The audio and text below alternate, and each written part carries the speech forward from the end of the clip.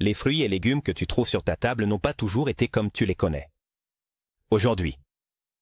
Il fut un temps où les fraises étaient blanches et avaient le goût de l'ananas, les concombres étaient couverts d'épines et les bananes étaient pleines de graines. Mais ce n'est pas tout. Le ketchup était autrefois une pâte fermentée de poisson et les carottes, loin d'être oranges, étaient violettes et jaunes.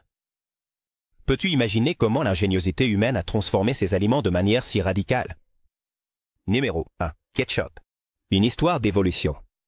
Tel que nous le connaissons aujourd'hui, c'est l'une des sauces les plus populaires dans le monde entier, un accompagnement essentiel des fast-foods comme les hamburgers, les frites et les hot-dogs.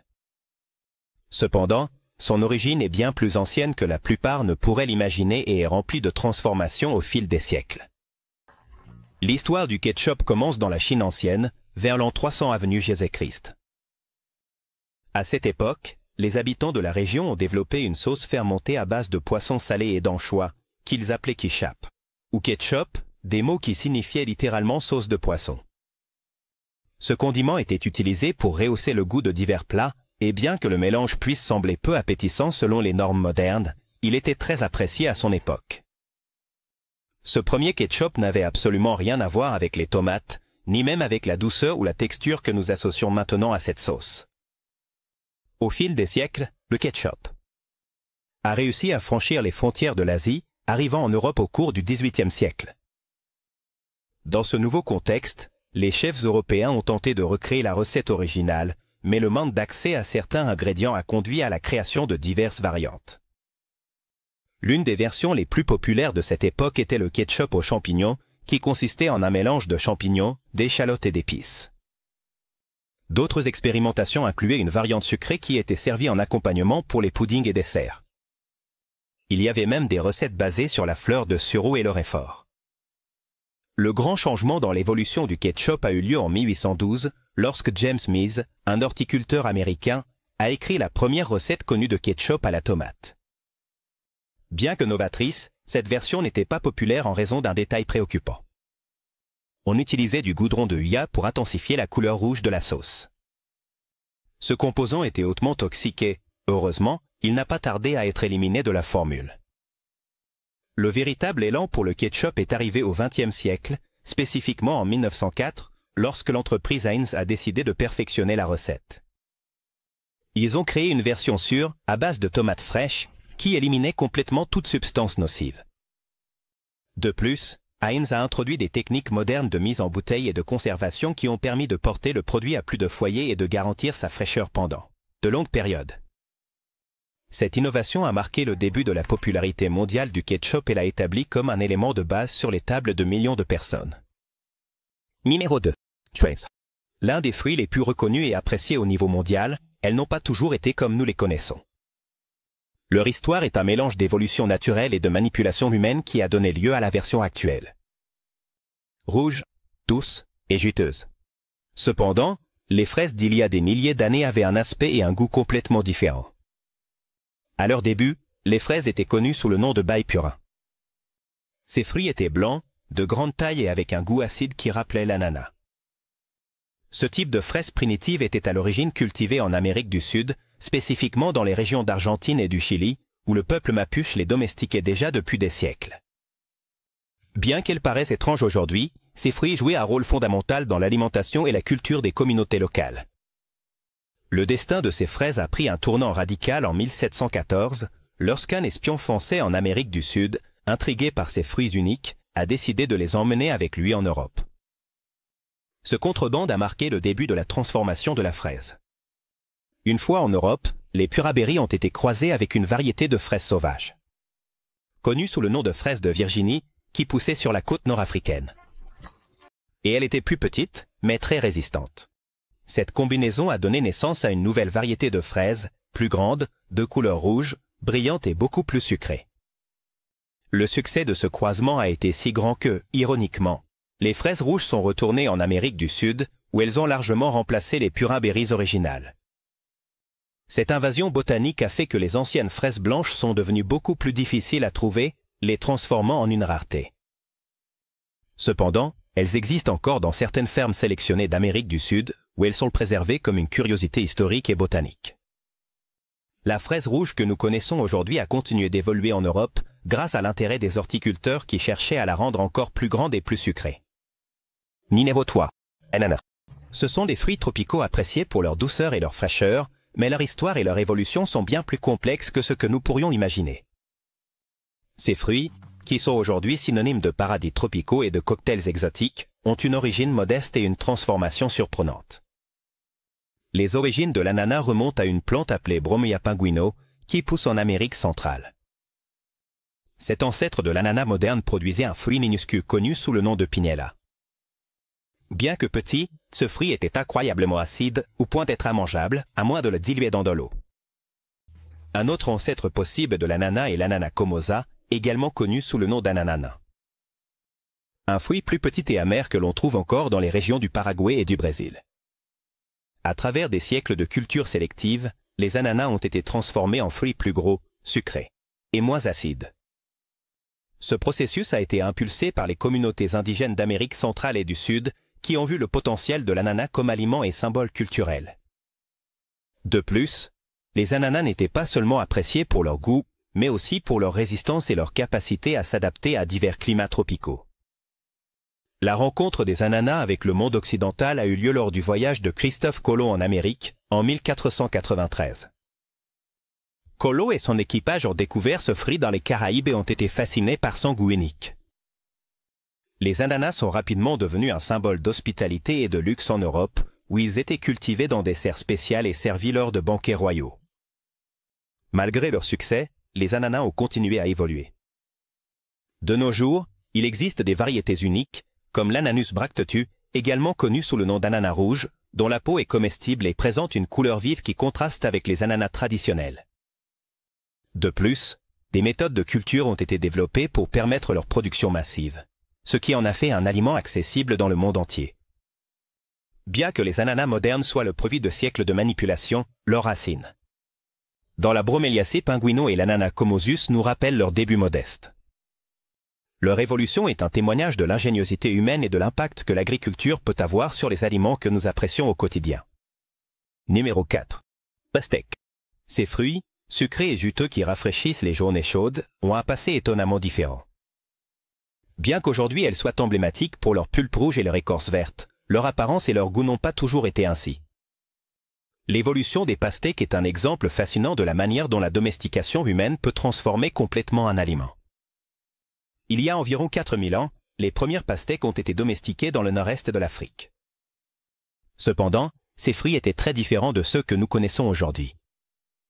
Elles avaient une forme ovale et leur intérieur était amer, avec une écorce épaisse et dure qui rendait leur consommation difficile. Dans l'Égypte ancienne, elles étaient principalement appréciées pour leur capacité à stocker de l'eau à l'intérieur, ce qui les rendait précieuses dans les régions arides. Même dans les tombes des pharaons, on a trouvé des représentations de pastèques comme offrandes funéraires, ce qui suggère leur importance dans la vie et la mort. Lorsque les pastèques sont arrivées en Europe, au cours du XIIIe siècle, leur apparence n'avait pas encore changé de manière significative. Une œuvre du peintre Giovanni Stanchi, créée entre 1645 et 1672, montre une pastèque de l'époque avec un intérieur étrange. Au lieu de la pulpe rouge et uniforme que nous connaissons, elle avait un motif en spirale et était remplie de graines. Cela démontre que les pastèques de cette époque étaient encore amères et moins attrayantes comme aliment. Au fil des siècles, les agriculteurs ont commencé à sélectionner des pastèques qui étaient plus sucrées, moins amères et avec une proportion plus élevée de pulpe comestible. Ce processus de sélection artificielle a permis de développer des variétés plus agréables au palais. L'un des changements les plus importants a été la transformation de l'intérieur du fruit, qui est passé d'une structure en spirale et fibreuse à une texture homogène, douce et juteuse. De plus, l'écorce est devenue plus fine et moins résistante, facilitant sa consommation. De nos jours, les pastèques sont cultivées sur presque tous les continents et il existe de multiples variétés, y compris celles sans pépins et à écorce jaune. De plus, leur rôle dans la culture populaire a transcendé en tant que symbole de l'été, de la fraîcheur et de la vitalité. Bien que ses racines se trouvent dans un fruit amer qui survivait dans des climats hostiles, la pastèque moderne est une preuve de l'ingéniosité humaine en agriculture. Numéro 5. Carottes. Quand nous pensons aux carottes, nous les associons automatiquement à leur couleur orange caractéristique. Cependant, ce légume a une histoire qui le relie à des couleurs, des traditions politiques et des changements culturels que peu de gens connaissent. À l'origine, les carottes n'étaient pas oranges. Il y a plus de 1000 ans, dans l'ancienne Perse, les premières carottes cultivées étaient blanches, jaunes, ou même pourpres.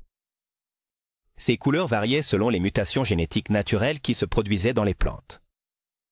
À cette époque, les carottes étaient principalement valorisées pour leurs feuilles. Utilisées comme herbes aromatiques, et pas tant pour leurs racines, qui étaient plus dures et moins savoureuses que la version actuelle. La transformation vers la couleur orange a commencé aux Pays-Bas au cours du XVIe siècle. À ce moment-là, les Pays-Bas luttaient pour leur indépendance sous la direction de Guillaume d'Orange. Pour montrer leur soutien à la cause, les agriculteurs ont commencé à sélectionner des carottes de couleur orange en hommage au leader et à sa famille. Ce geste symbolique est devenu une déclaration politique et culturelle, qui a aidé à populariser cette variété dans toute l'Europe. En plus de leur charge symbolique, les carottes oranges offraient des avantages pratiques. Elles étaient plus sucrées et plus faciles à cultiver que les variétés précédentes, ce qui les a rendues populaires non seulement pour leur signification politique, mais aussi pour leur goût et leur polyvalence en cuisine. Avec le temps, ces carottes ont éclipsé celles d'autres couleurs, devenant la variété prédominante. Cependant, l'histoire de la carotte n'est pas exempte de controverses. Au XVIIIe siècle, après le déclin politique de la Maison d'Orange, certains groupes ont tenté de réguler la production de carottes oranges, car ils les considéraient comme un symbole de l'Ancien Régime. Malgré ces tentatives, la popularité de cette variété a continué de croître. Et aujourd'hui, elles sont cultivées dans le monde entier comme un aliment essentiel dans de nombreuses cultures. Actuellement, les carottes multicolores reviennent sur les marchés comme une curiosité historique et gastronomique. Ces variétés rappellent leur riche histoire et démontrent comment un aliment peut transcender sa fonction nutritionnelle pour devenir un symbole politique et culturel. Numéro 6. Banane. C'est l'un des fruits les plus consommés au monde, mais peu de gens savent que son apparence et son goût ont changé drastiquement au fil des millénaires. Aujourd'hui, nous les connaissons comme des fruits doux, moelleux et sans pétins. Mais leurs ancêtres étaient assez différents. Les premiers bananiers ont commencé à être cultivés il y a entre 7000 et 10 000 ans dans les régions d'Indonésie, des Philippines et de Nouvelle-Guinée. Ces fruits originaux étaient petits, de couleur pâle et remplis de graines noires qui occupaient la majeure partie de leur intérieur. Ce type de banane, connu sous le nom de Musa acuminata, était moins attrayant comme aliment en raison de sa texture fibreuse et de son goût moins sucré. Le premier enregistrement de bananes en Europe remonte à l'an 327 avenue Jésus-Christ, lorsqu'Alexandre le Grand les découvrit en Inde et les rapporta en Méditerranée. Avec le temps, les agriculteurs ont commencé à croiser des variétés pour obtenir des fruits plus gros, plus sucrés et avec moins de graines. Ce processus a abouti aux variétés modernes que nous apprécions aujourd'hui. L'une des étapes les plus importantes de l'histoire de la banane s'est produite entre 1850 et 1950, lorsque la variété Gros Michel a dominé le marché mondial. Cette banane était célèbre pour sa douceur et sa durabilité, mais elle a été dévastée par une maladie appelée la maladie de Panama. Pour le remplacer, la variété Cavendish a émergé, devenant rapidement la plus cultivée dans le monde entier. Malgré ces avancées, la banane continue de faire face à des défis. Sa dépendance à des cultures génétiquement homogènes la rend vulnérable à de nouvelles maladies. Aujourd'hui, la science cherche à développer des variétés plus résistantes, assurant que ce fruit essentiel continue d'être une partie clé de notre alimentation mondiale. Numéro 7. Bière de coque. L'histoire de la bière de coque, également connue sous le nom de cocktail, est un exemple fascinant des pratiques culinaires curieuses de l'Antiquité. Populaire en Angleterre au XVIIe et XVIIIe siècle, cette boisson particulière combinait la technique de la fermentation avec des ingrédients peu conventionnels, comme un coq entier. Le processus de fabrication de la bière de coque commençait par la préparation d'une bière de base, à laquelle on ajoutait l'ingrédient vedette, un coq. Dans certaines recettes, le coq était préalablement cuit, tandis que dans d'autres, il était utilisé cru, plumé et assaisonné avec de l'ail, des clous de girofle et des épices. Ensuite, il était placé dans un sac en tissu et immergé dans le tonneau de bière pendant plusieurs jours, permettant au processus de fermentation d'incorporer ses saveurs à la boisson. Bien que cette technique puisse sembler étrange selon les standards modernes. À l'époque, elle était considérée comme une pratique raffinée. Certains historiens suggèrent que la bière de coque était appréciée pour ses supposées propriétés médicinales et aphrodisiaques. Les coques, vus comme des symboles de force et de virilité, étaient idéaux pour transmettre ces qualités à la boisson. De plus, on pensait que ce type de bière pouvait aider à combattre des maladies courantes, comme les rhumes. Cependant, la bière de coque n'était pas une boisson uniforme.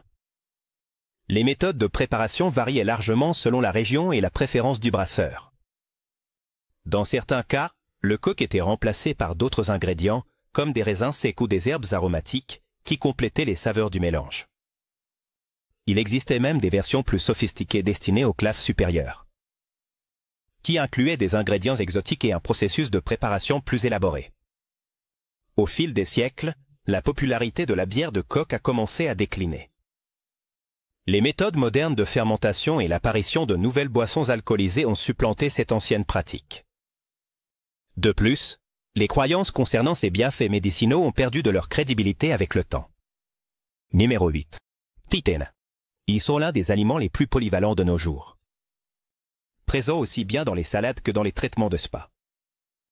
Cependant, leur apparence et leur goût ont changé de manière significative au fil des siècles. Les premiers concombres cultivés, qui sont apparus il y a plus de 3000 ans en Asie occidentale, étaient très différents de ceux que nous connaissons aujourd'hui. Les ancêtres des concombres modernes étaient petits, ronds, et couverts d'épines. Ces épines, qui leur donnaient un aspect intimidant, servaient de défense naturelle contre les insectes et les animaux. De plus, ces concombres primitifs contenaient une forte concentration de cucurbitacine, des composés chimiques responsables de leur goût amer et de leur capacité à provoquer des éructations. Bien que ces caractéristiques puissent être utiles pour la plante, elles les rendaient moins attrayants pour la consommation humaine. Au fur et à mesure que les concombres se sont répandus en Europe via la route de la soie, les agriculteurs ont commencé à les sélectionner pour éliminer leurs caractéristiques les moins désirables. Ce processus comprenait l'élimination des épines et la réduction des cucurbitacines, ce qui a donné des concombres plus doux et moins amers. Avec le temps, les concombres ont également changé de forme, devenant plus longs et plus fins, des caractéristiques qui ont facilité leur préparation et leur consommation. De nos jours, les concombres modernes sont connus pour leur goût doux et leur haute teneur en eau, ce qui en fait un aliment idéal pour l'hydratation. En plus de leur utilisation culinaire, les concombres se sont popularisés dans le monde des soins personnels. Leurs propriétés apaisantes et rafraîchissantes en ont fait un élément essentiel dans les masques et les traitements pour réduire les gonflements. Malgré ces améliorations, certains agriculteurs ont travaillé pour préserver les variétés originales de concombres. Ces concombres ancestraux sont encore cultivés dans certaines régions et sont appréciés pour leur résistance naturelle et leur goût unique. Cependant, la plupart des gens ne choisiraient probablement pas de les utiliser comme relaxants dans un spa, étant donné leur texture épineuse. Le voyage du concombre, de ses origines épineuses à devenir un symbole de fraîcheur, est une preuve supplémentaire de la manière dont l'agriculture a façonné les aliments pour les adapter à nos besoins et préférences. Numéro 9. Maïs.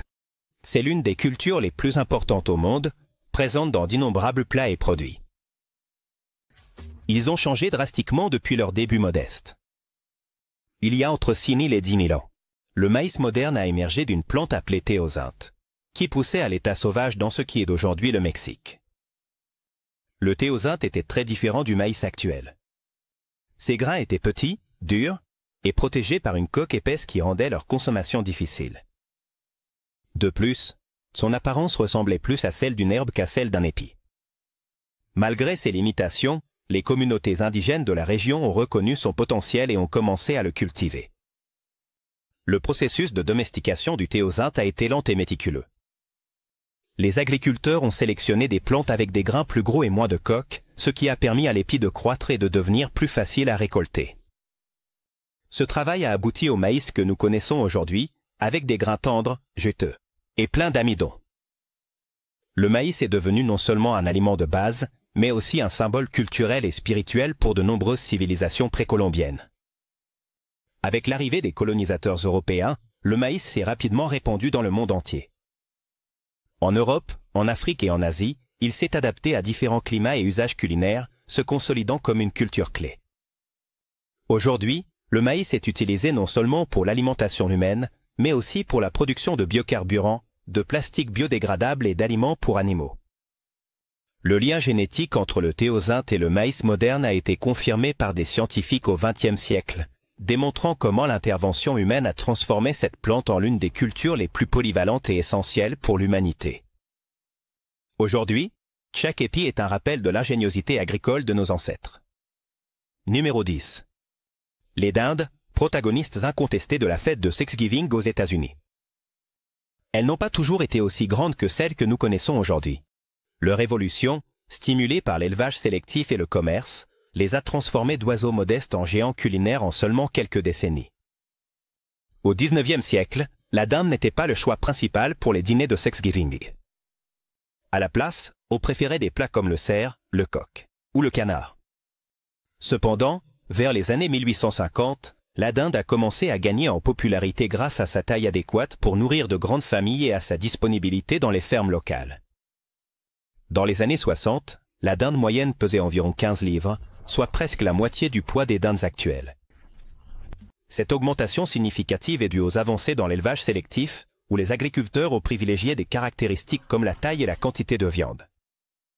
À chaque génération, les oiseaux les plus grands et les plus robustes étaient sélectionnés pour se reproduire, ce qui a conduit à une évolution accélérée. Aujourd'hui, les dindes élevées commercialement pèsent en moyenne plus de 30 livres.